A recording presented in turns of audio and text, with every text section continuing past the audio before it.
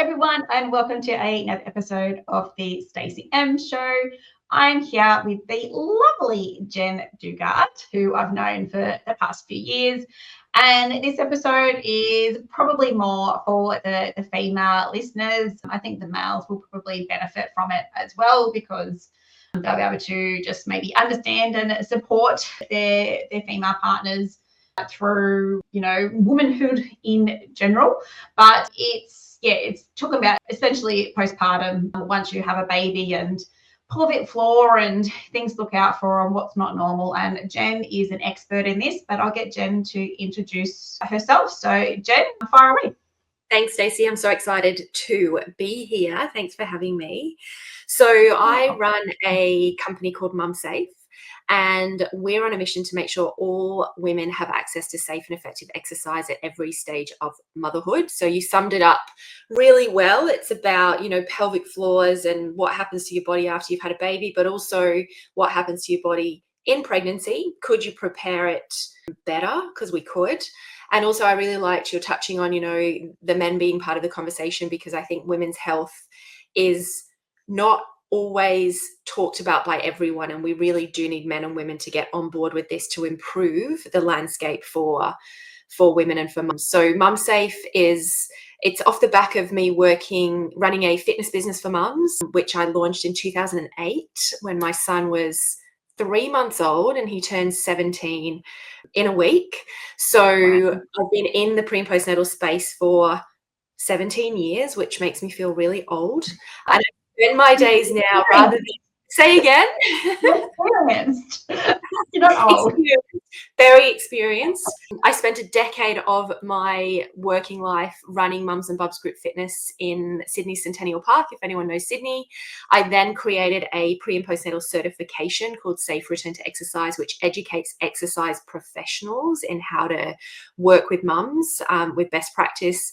And now MumSafe continues to deliver ongoing education to exercise professionals that work with mums, and also allows mums themselves to connect with a trainer that they know that they can trust and is educated in this space, because we're not all made the same. No, and I didn't even know this existed until I met you. So I've had 2 kids. My oldest is nearly 14, and my memory is not the best these days. And when I say 99%, let's not go 100%. I don't think any midwife, nurse, doctor, I even had an obstetrician with, is that the right word? Is that what you have? Yep. Is that a doctor obstetrician? Yeah, I had a moment there with my second, because of the horrific birth with my first. And she didn't mention anything either about pelvic floor or what you can do to improve it. Or I guess, possibly a bit naive, but I didn't know it was a thing. And, we think things are just normal.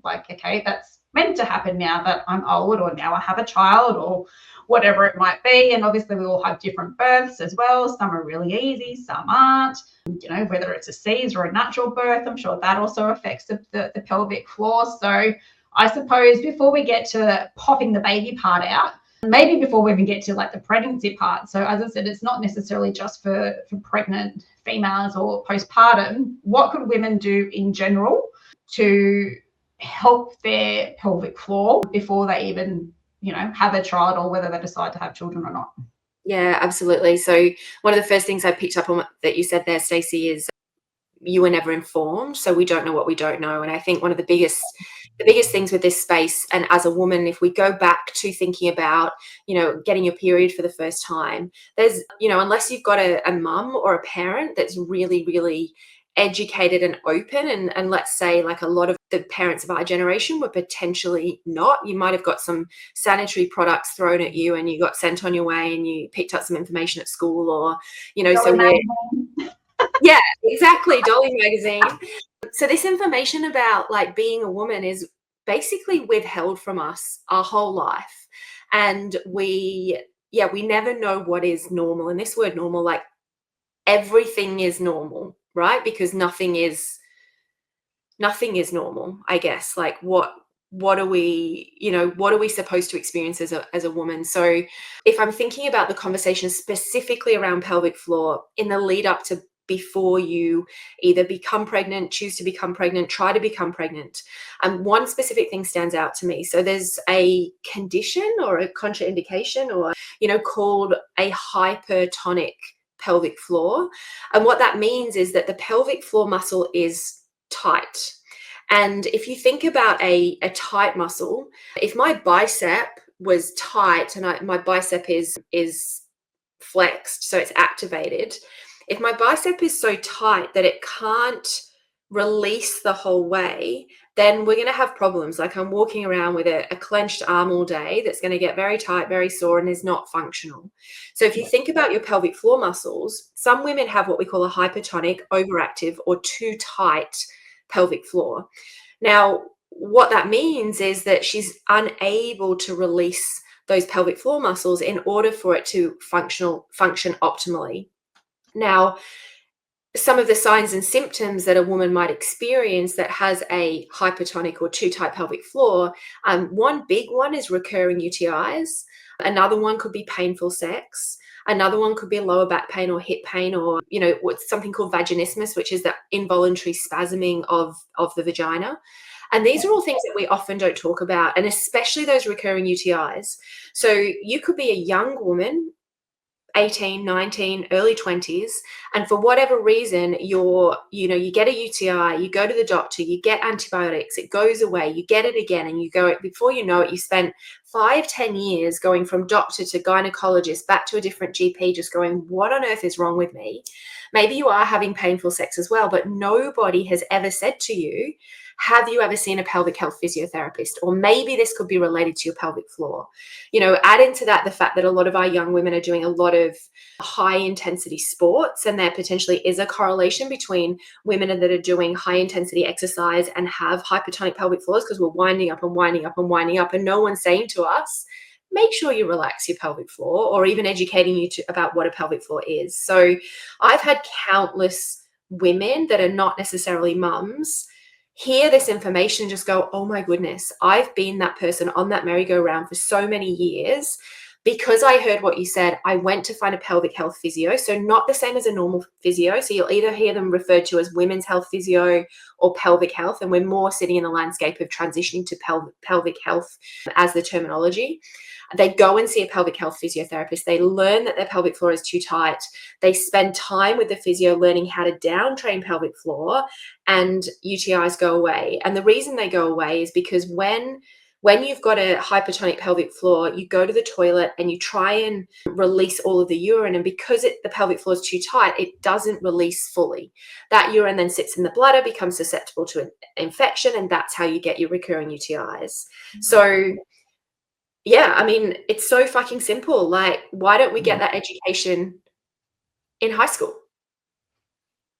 I don't know. That wasn't in the document from what I remember. And we watched Degrassi High for sex ed at school. So it wasn't Degrassi High. Like, that was literally what ours was at school. It's a little bit different now. I don't know what my girls have at their school, but like even the physio thing, like I didn't even know that was a thing either. I said I've definitely obviously learned more since like I've got to know you, but you think it's just, you go and prepare and do your, I can't even think what it's called. What do you do like when you got to go off? Like when you prepare for your antenatal classes? Yeah, that's it. God, see how long it's been since I've had a kid. Even something simple in like your antenatal class as to, I mean, you're a bit pregnant by stage, obviously, but, even just something in that, like it just seems so simple. But as I said, we just assume that these things are normal, and we do that with a lot of things as we get older. But yet that's normal. That pain's normal.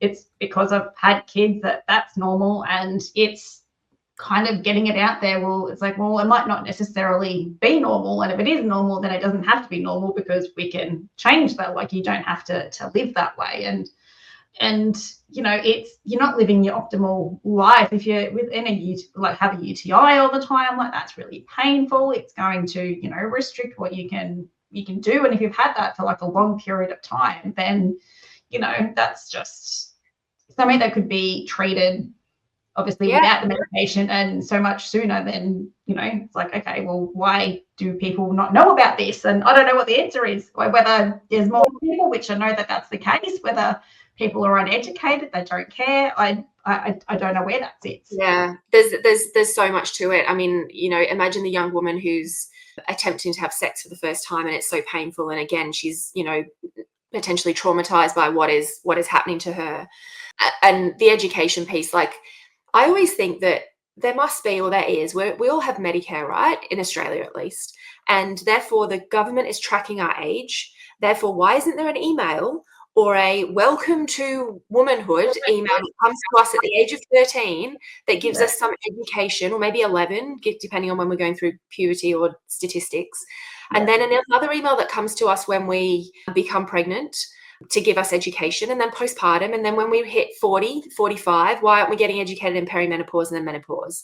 So it seems so simple to me to fix the gaps, but I guess at the moment it's conversations like this and people like yourself who are helping to raise the awareness and allow more people to listen to what we really should know, but we don't know what we don't know.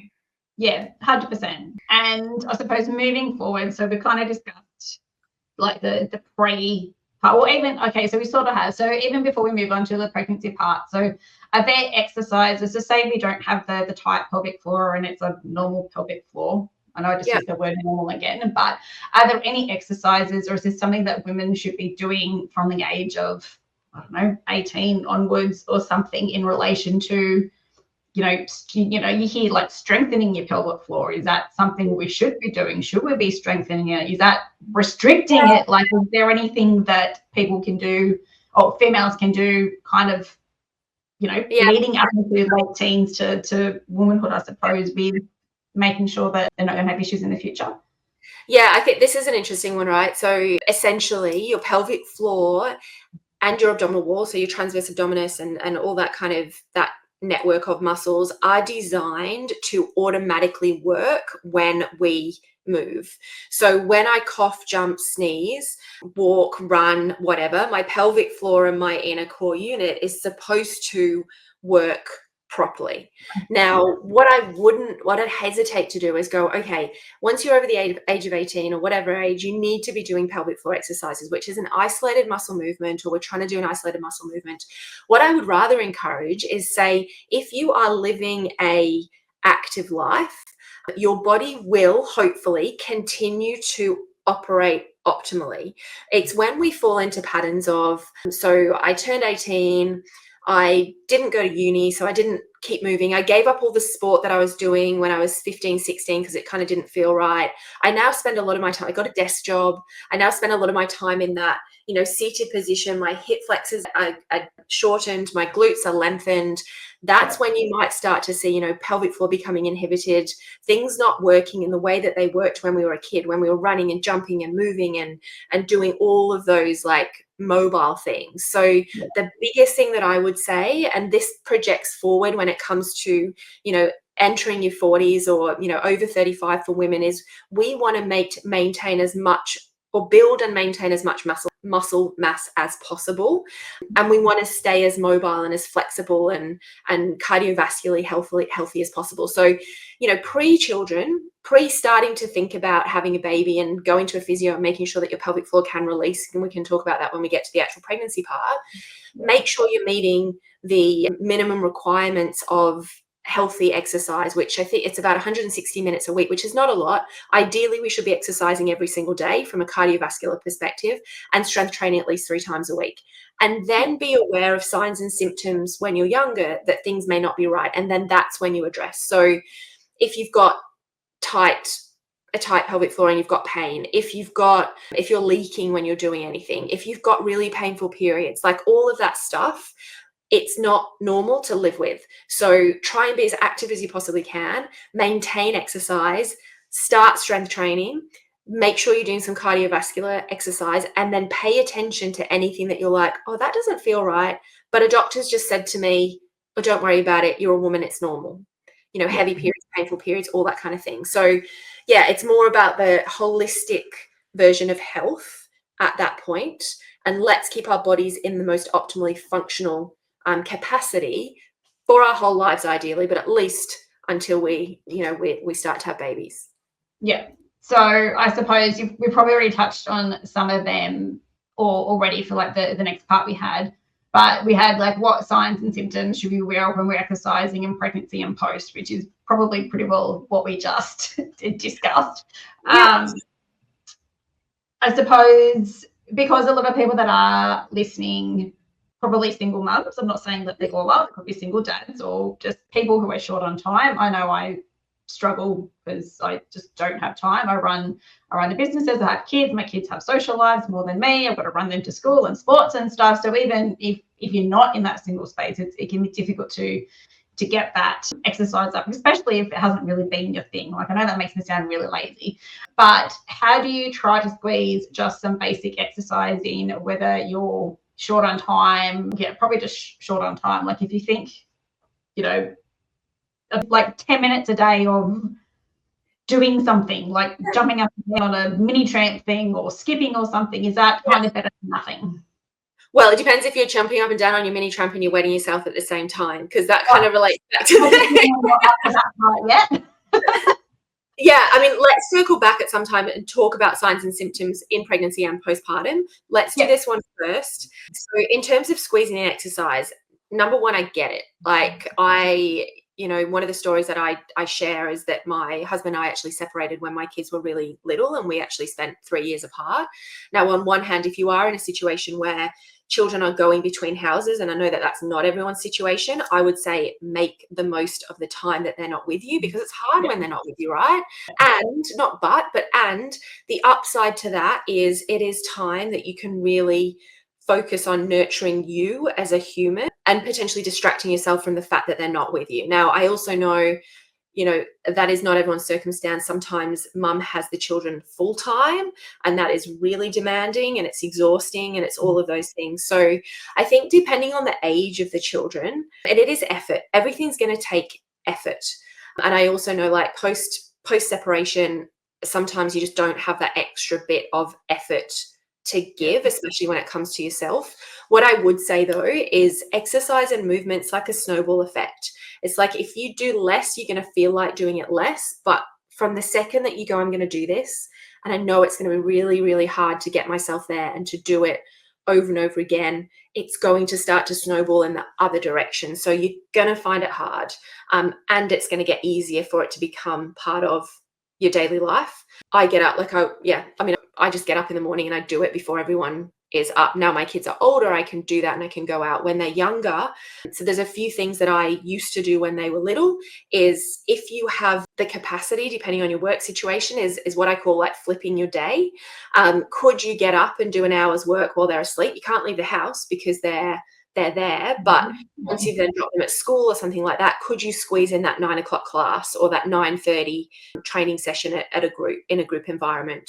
I would absolutely advocate for mums, especially single mums, finding a group training environment to be in, because you then get this circle of support from other women in that healthy and active kind of environment. And your trainers, especially if they're trainers that are educated and working with mums, that not only are they educated on the physical ways that they should be looking after you best, but they're also educated on mental health, on emotional well-being, all of that thing as well. And they understand the need to adjust your workout depending on your energy levels. Have you slept that night? How are you feeling emotionally? So when you're thinking about where to train and how to look for somebody, yes, you want someone who's got a pre and postnatal certification. You also want someone who is educated in that kind of space as well. The last environment you want to go into is where you get punished for turning up late and someone's making you feel guilty because you couldn't fit your workout in. It's like, we know that life isn't that simple. One of the other solutions, we have a lot of our MumSafe trainers actually run online classes, and we have one particular cohort, they've got about eight different MumSafe trainers, and they run a huge schedule of classes across the week. So you can be anywhere at any time. You can either join them live or you can watch a replay. So if you can't physically get out, but you want to build that community and you want to be part of something, then an online exercise solution could be a really good one for you. And going back to your question about, is 10 minutes good enough? anything is better than nothing. And, 10 years ago, I might have said, no, everyone needs to be strength training. They need to be this type of exercise because this is the best. Maturity and experience, like, do something you enjoy. Look, if you can be strength training, I'm always going to advocate for strength training because it sets you up for your whole life. But the biggest thing is that you are doing something that you can manage right now in the little bits of time that you can manage it.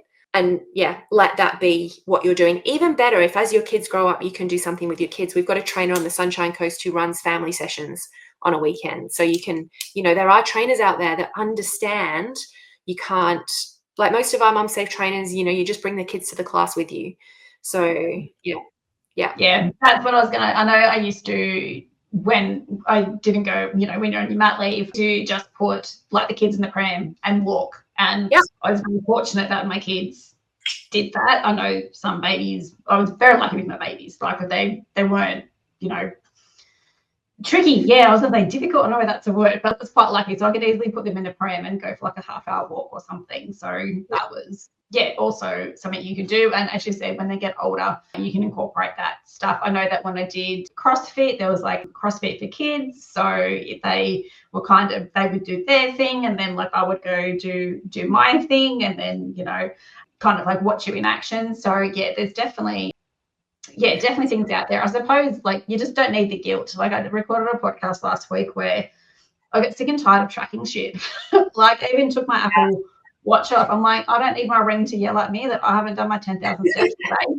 Like, so, as you said, anything is better than nothing, but still don't be hard on yourself if you have a week or two off or whatever. It's just, obviously know that the more you move, the better it's going to be for you, which obviously makes sense, but it's a mental thing that you need to kind of overcome as well. Yeah, I think the letting go of perfection and letting go of, if I can't get it right, I don't do it at all.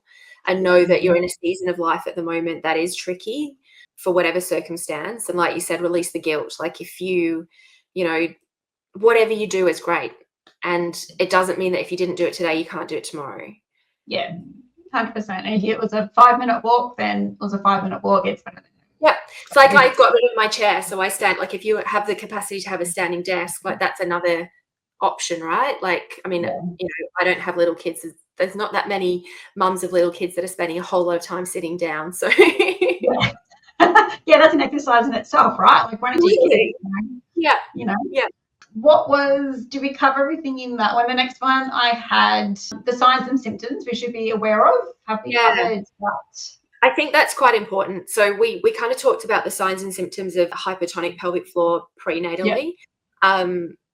It's really important to understand the hypertonic pelvic floor as well in pregnancy, because if we go back to thinking like the pelvic floor muscle, if it's tight, it's very hard for a tight pelvic floor muscle to open in order for a baby to pass out, like to come through the vagina. So we want to make sure that your pelvic floor is both contracting and is able to relax nicely in the lead up to that birth process.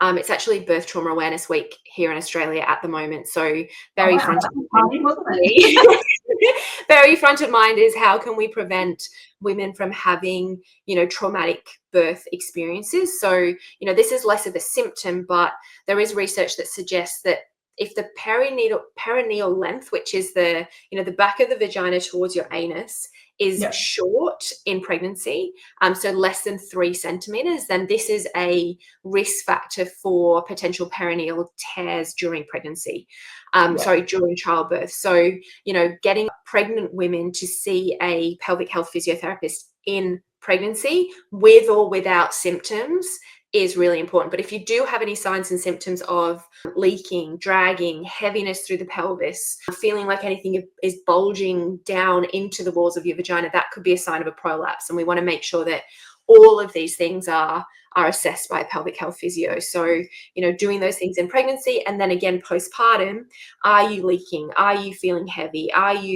Is your pelvis, we could have pelvic pain. So if you've got any kind of pelvic pain, we want to get you to a pelvic health physio as well. We could talk about abdominal wall, like do you have a lot of doming or peaking or a large gap in between your rectus? So all of these things are things that we want to be aware of in pregnancy. And then postpartum, go back to see a pelvic health physio, have a 6-week checkup, because your 6-week checkup that your doctor does is not enough to return you to exercise safely and effectively. And then when you work with a trainer or in an exercise environment, what do they ask you when you come in to that gym? You know, is the CrossFit gym running mums and bubs classes actually doing a pre-screening that is relevant to what you've been through as a pregnant woman giving birth and then postpartum? Because the majority of gyms are not even doing pre-screening, or no, I shouldn't say the majority. Some gyms are not even doing pre-screening, let alone screenings that are specific to pregnant and postpartum women. Yeah, I know that definitely. So I know when I'd signed up to just different gyms, like your 24-hour gyms, that was definitely nothing that was on the checklist, application form, whatever.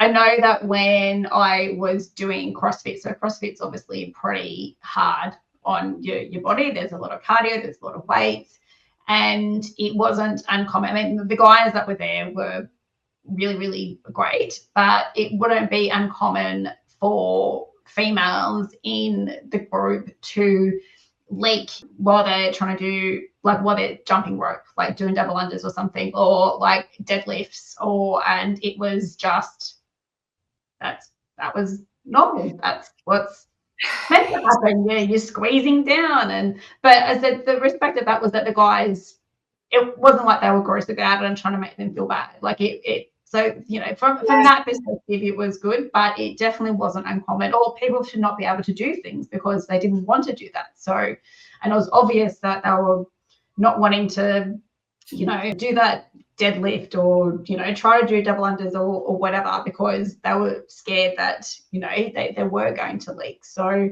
but again, that wasn't a question I was asked when, with all due respect, it was a great place. And I mean, that was that. Yeah, there's a few things in that. So number one, you can have really great coaches that know nothing about working with mums. Yeah. And or they think they know, but they don't actually, have not actually done any deeper education in that space. The other one that stood out for me was, I actually train in a CrossFit gym as well. CrossFit have done a really good job of normalizing things that happen to women in, like postpartum, leaking being one. However, we need to take it beyond normalizing. So what they've done is create a safe space that people can acknowledge what's happened to them, but that's when it kind of drops off. So you're not embarrassed because it happens to people. No one made you feel bad because it happened to you. All of that is good. What we're now missing is the bit that says, and I wonder why that happened. I wonder if we can support you to get to a point where that doesn't happen. And did you know it is common to leak when you're lifting or you've had a baby, but it's not normal for that to be what you just accept for the rest of your life.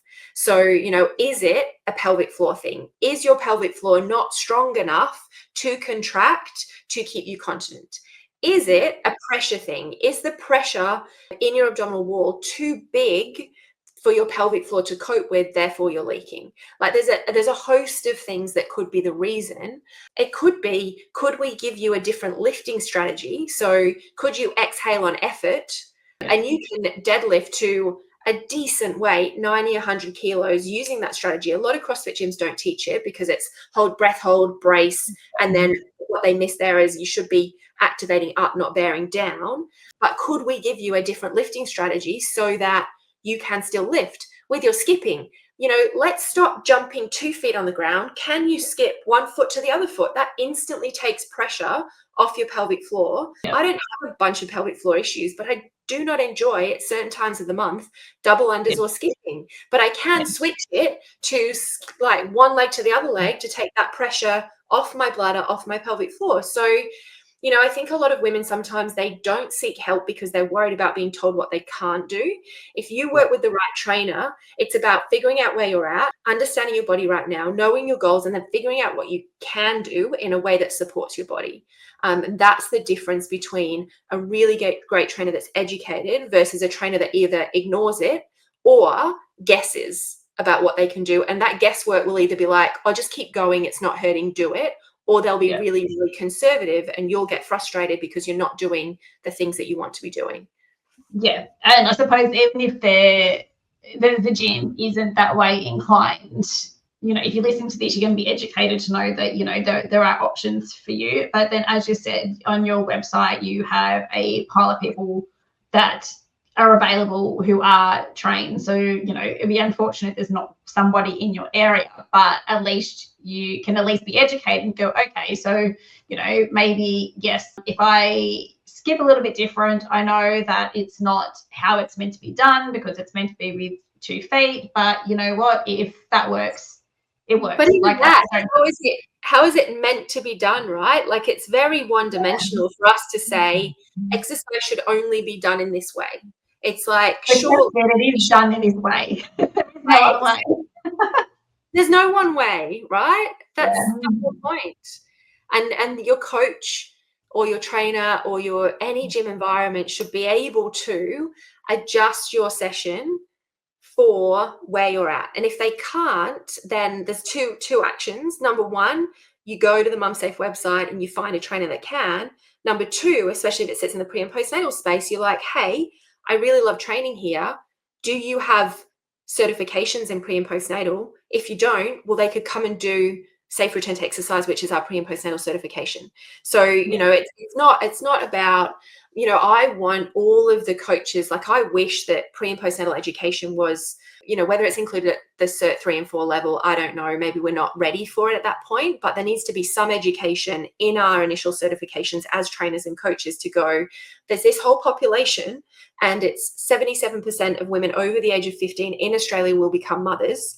And further research tells us that over 50% of people using gyms and fitness facilities are women. So if you think 77% of over 50% of the people using your gyms, so I think it works out at being like 42.5% of the people using our gyms and fitness facilities are mums, then we as consumers can go back to the gym and go, hey, if you've not done it, I don't want to leave you. Can you please go do a pre and postnatal certification so that you're more educated?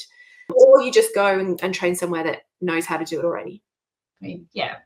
The next one we have is pelvic floor just talk for mums. So I think we have covered that in that it's not just necessarily for mums, it's females. And men have a pelvic floor. I was going to bring that up, and then I do. I'm like, you bring it up. They don't have as many holes down there, so it's maybe not as relevant. Like, you're less like, so women can have what we call a prolapse, which is where any one of the organs of the pelvis, so the bladder, the uterus, and the rectum can fall into the walls of the vagina, and in the worst case scenario, sit on the outside. But men still have pelvic floors.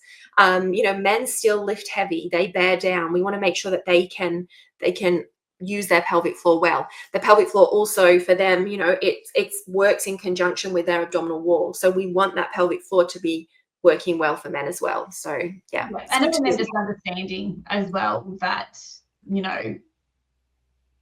leaks could happen, or supporting them to not make them feel bad, or, just being aware that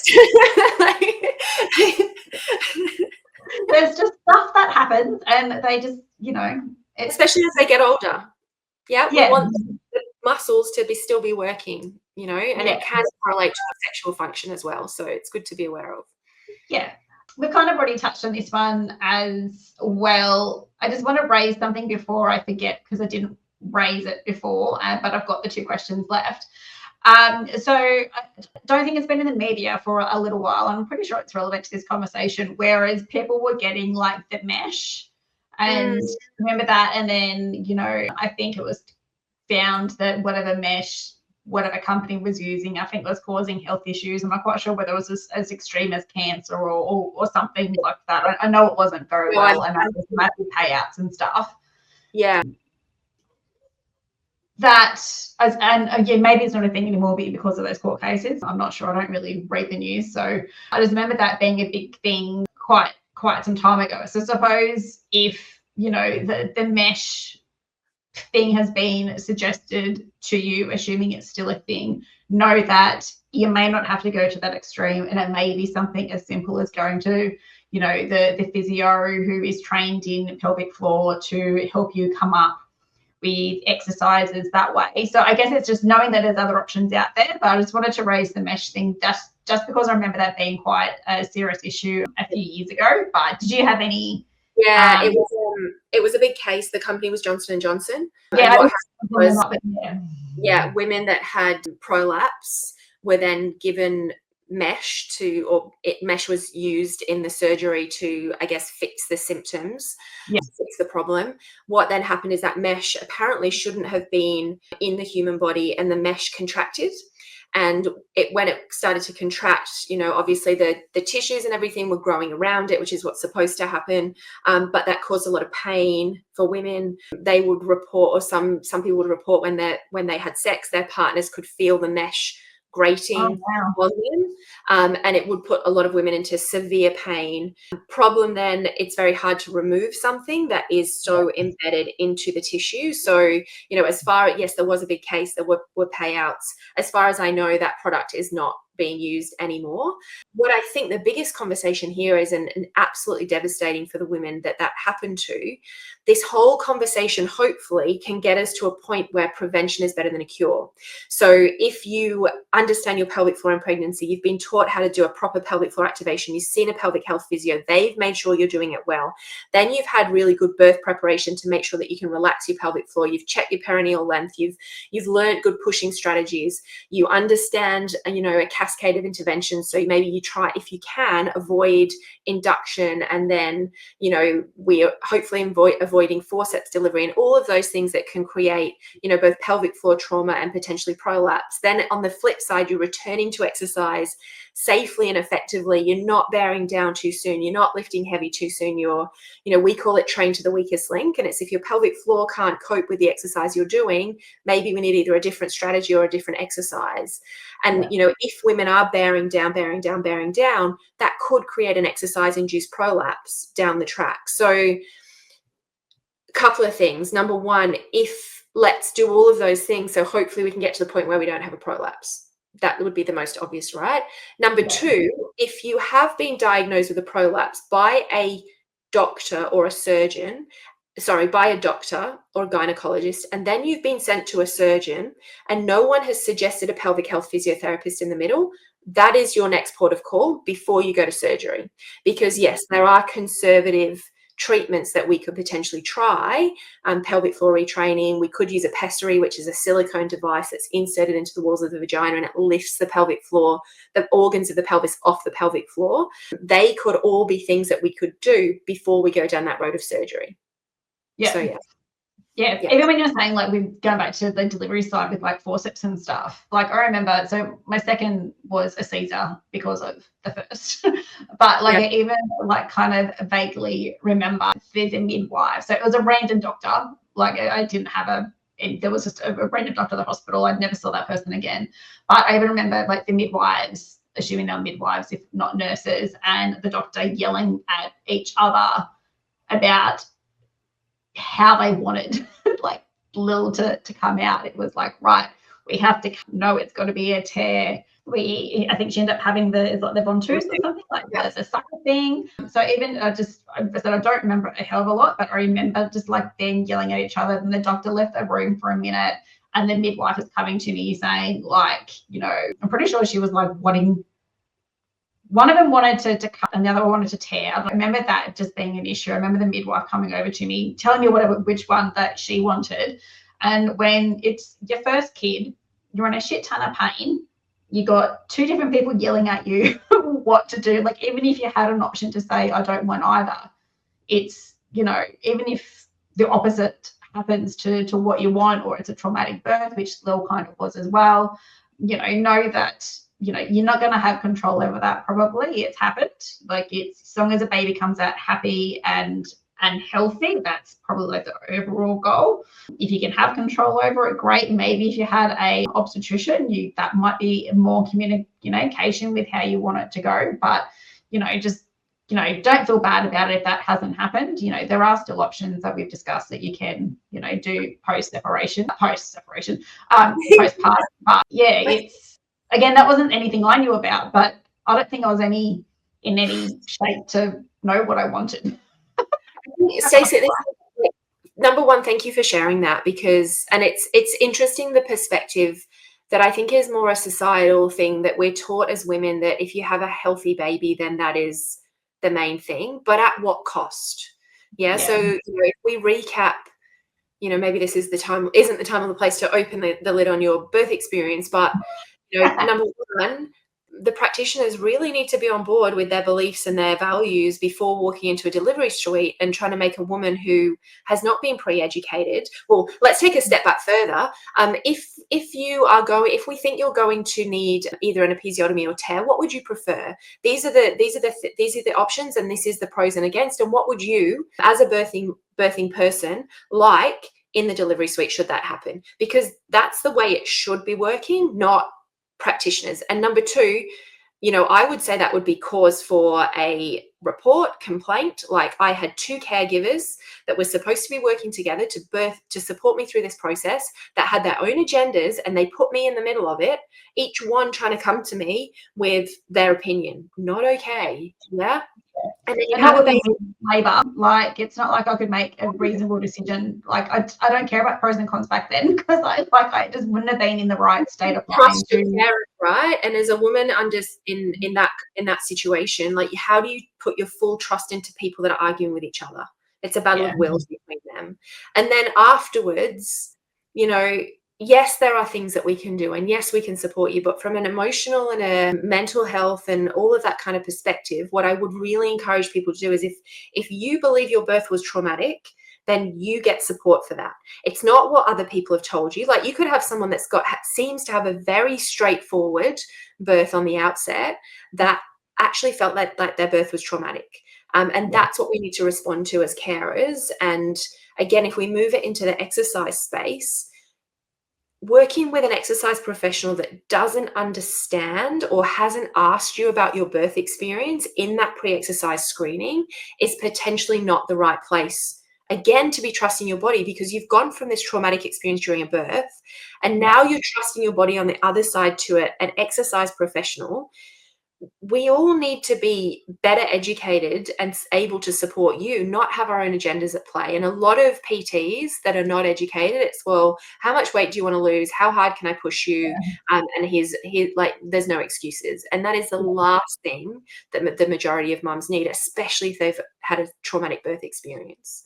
Yeah, it definitely. Yeah, I feel like we need to have like a massive posters at the hospitals or something. Or well, I mean, nice if the hospitals were even educated in this stuff, wouldn't it? Really? Yeah. Well, Well, my youngest is 12 this year, and I had a gynecologist, an obstetrician, sorry. And I say that with love. They don't know it. Some of them do. Many of them don't. It's like they're so specialized, and our medical industry is amazing. And they're so specialized in their field that sometimes it's a very hard ask for them to go outside of the box and consider the whole woman rather than the birth at that time. Yeah. We've kind of already covered this one as well. What should we look for in a trainer for an exercise environment? So we've pretty well just covered that in that.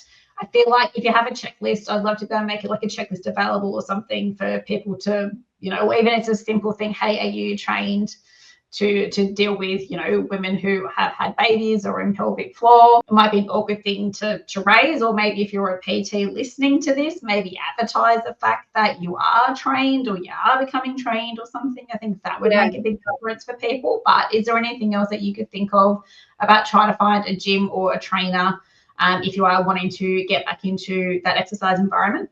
Absolutely. So there's a couple of questions. So if you were approaching a gym or a personal trainer, number one would be, do you hold any pre and postnatal certifications? Number two would be, if you do, how long did it take you to complete it? Because there's definitely some like 1 hour courses out there that talk about pelvic floor that are not really going to cut it. So we have in the fitness industry at the moment CECs. We're moving to PDPs very soon. But if it's not more than 10 to 13 CECs, it's probably not a comprehensive certification.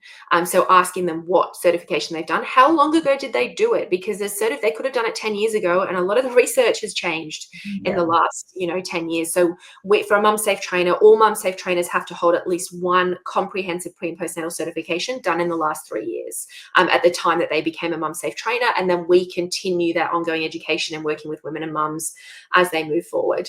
The third thing I would be looking for is, what is their pre-screening process? And I know that we've looked at it, but General pre-screenings have 3 questions on them. Question number 1 is, have you had a baby in the last 12 months?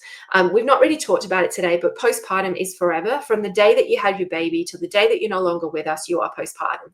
So if that question is on your pre-exercise screening, that's the only way that they're screening you for being postpartum. They don't get it. Yeah, because you can be 5 and still struggling with the things, from pregnancy and birth.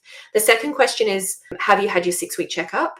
The 6-week checkup is as a mark of the end of your postnatal medical care. It's not a clearance to return to exercise. It's going, cool, you're normal to move out of our medical system, but it's not, you're normal to go back to the exercise that you're doing beforehand. And then the third question is, do you feel okay? Now, what new mum knows if they feel okay anyway? But the other thing to understand is things like pelvic floor weakness, any kind of abdominal wall, weakness or contraindications are not necessarily painful. So you could have a postpartum mum who says she feels okay, but she's leaking every time she's training. There's no pain trigger there, so she's not going to stop. So if we go back to asking your trainer or observing the pre-exercise screening process you go through, if they're the only 3 questions that are on that form, then they are not educated. Like, the kinds of questions that should be on there are, when did you have your baby? And when did you have your previous babies? How many children do you have? When were they born? Because you could have a relatively straightforward birth for the last one, really complicated births before that. And if we don't understand that, we don't understand you. Did you have a vaginal delivery? If you had a vaginal delivery, how long were you pushing for? Did you have any tearing? Did you have an episiotomy? Did you have a C-section? If you had a C-section, were you pushing before you had a C-section, or was it a planned C-section? All of these things. Then postpartum, was it a fast delivery? Because anything under the 3 hours, her pelvic floor is stretched really quickly, and that's not great for pelvic floor either. So these are signs and symptoms that we as trainers need to understand and be aware of in order to program training for you. And there's a whole host of other, pre-exercise, postpartum questions that we want to ask.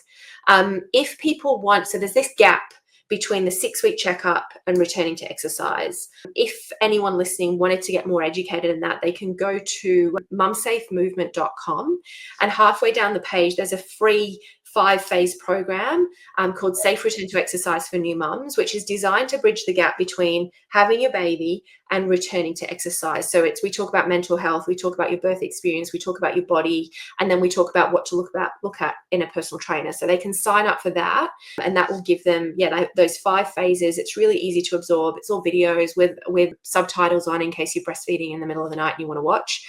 That's a really good resource for your mums. Yeah, I reckon the only thing I've ever filled out would be name, email, address, and emergency contact. It makes me so angry. I get so frustrated. And it's like, even if I won't ask those questions, you've got to assume that people told you, your doctor told you at time of birth. I know with Lil, I had a 3B tear. I know that she wasn't breathing when she come out, because I know that I was induced, and they said that wasn't going to work, and it did work, and it all happened, and I was left in my room for hours before everyone believed me that I was even in labor. So you had that side of things. So I kind of I know I had the 3B thing, and everything's everything else is normal. Dude, I was fully dilated 6 hours before you came into my room, and you just left me. And then JC was a planned Caesar because of Lil, but yeah, I don't know any other intricacies other than that. So you have to even assume that you're going to know the information for that. If you came into my gym and you told me that you'd had a 3B tear, I know that tears come in grades 1, 2, 3, A, B, C, and grade 4, right? Grade 4 potentially, or grade 4 could include the anal sphincter. So I know that you've had a pretty severe, or I hate these words, severe, you've had to be aware of when I'm providing exercise to you. So my next question as a trainer is, were you referred to a pelvic health physiotherapist after your birth? Cool. So that is where I stop. Okay, I would like to train you. I want to train you safely and effectively. It's really important to me that we make sure that you get the best possible care. This is the pelvic health physiotherapist that I work with.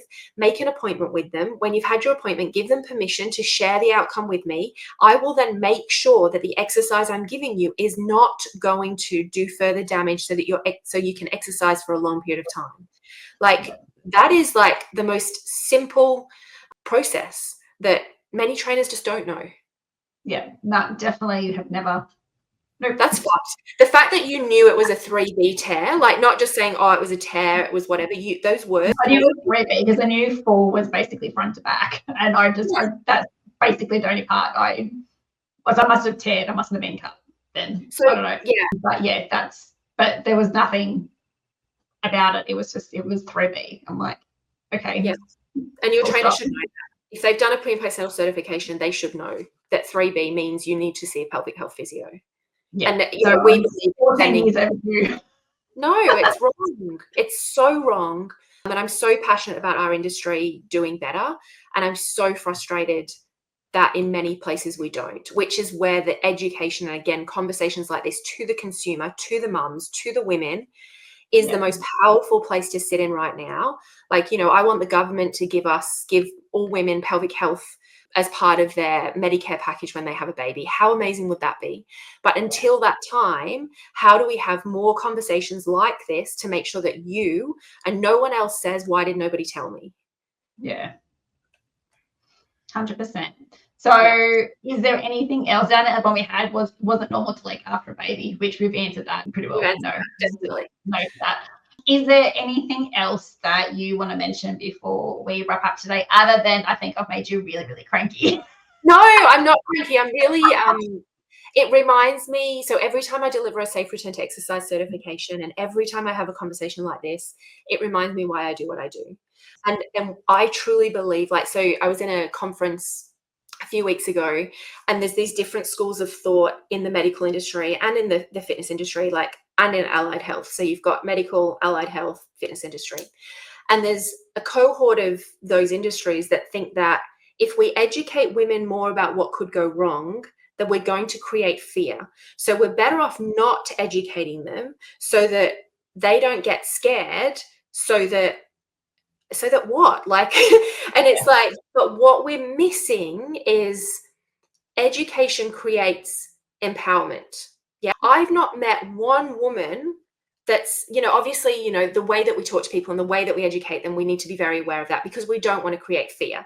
But what we want to create is empowerment through education. So you're going to have a baby, you have a pelvic floor. These are the things that we know could happen, just like with the pain relief conversation.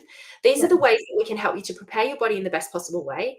These are the ways that we can support you during the birth process. These are the ways that we're going to support you postpartum. And if any of those things happen, you're educated so you can make conscious choices, or you've already made those choices ahead of time, especially in a circumstance like yours, so that you do never look back and say, why did nobody tell me? Because the majority of women, when confronted with a problem with education, go into, cool, I know myself, I know my options, and I'm going to make a decision from a confident and an empowered place. And even if that's decision, so for example, I've worked with a client before who had a hypertonic pelvic floor. She'd had a traumatic first delivery. She knew at 38 weeks her pelvic floor was still tight. She wanted a vaginal delivery. Yep. She knew that with a hypertonic pelvic floor and a traumatic delivery beforehand, that the potential of that second delivery was going to be hard and that she would have more work to do afterwards. But she made that choice. She didn't go into that eyes shut, coming out going, oh my God, I've got all this pelvic floor trauma and birth trauma. No one told me. She came out going, I knew what I was getting myself into. I made that decision for X, Y, and Z. And now I'm in a much better place emotionally, psychologically to deal with what comes next. So, it's not about creating fear. It's really about educating ourselves. And what I would say is demand the education for yourself if it's not being offered to you. Yeah, I think the fear is there anyway, right? I know I used to watch One Born Every Minute and 16 and Pregnant. You're watching that trashy stuff. There's fear in there anyway. And I mean, with any fear, or is it fear of the unknown? Hey, is it actual fear or is it fear of the unknown? Probably both. I don't even think I know I was towards the end of my pregnancy, I'm like, crap, how am I going to get this kid out? I haven't thought that far ahead. So it's yeah, I don't know. But even with that, imagine if someone had said, you're going to go and see a pelvic health physio. what they're going to do is they're going to assess your pelvic floor. They're going to make sure you've got a nice pelvic floor contraction. Then they're going to make sure that you can release your pelvic floor. We can use real-time ultrasound to actually externally look at pelvic floor, and you can see it on a screen. Then what we're going to do is we're going to spend some time teaching you how to bear down in a safe and effective way, or in the most optimal way to have a baby. And these are the things that we're going to make sure that you're equipped with if those things don't go to plan. So you've now got options, and you're educated, and your eyes are wide open. So that, yes, you know what, going into birth, it's a situation we've never been in. Most women are going to have some level of anxiety around that. But are we supporting that, or are we just going, well, let's not think about it and we'll deal with that when we get to it? And then we leave women on the other side feeling like they were shut out of their own birthing conversation. Yeah, I'd be going with the latter for that majority of cases, I reckon. Exactly. Women are fucking amazing. We just need to be, you know, considered that and given the education every step of the way so that we can make educated choices for ourselves. 100%. Well, this will be going everywhere because I know a number of people who are pregnant already, including my beautician. So I'm probably going to tell her to watch this. Thank you so much, Jen, for today. I know, I mean, it's a bit too late for me to, well, you know, I've had kids, so I've been there and done that. But to know that there are options, even, for now. Yeah. So thank you just so much again for today. We'll make sure Jen's links and bio and everything below in the show notes or on YouTube, depending on where you're listening or watching it. But yeah, thanks again, Jen. And yeah, thanks for tuning in. And please make sure you share this with anybody who is maybe expecting, or you are expecting, or you want to send this to your personal trainer. Please share it far and wide, because it's definitely something that's just not discussed anywhere near what it should. Thanks for creating the space, Stacey. Thanks, Jen. Cheers.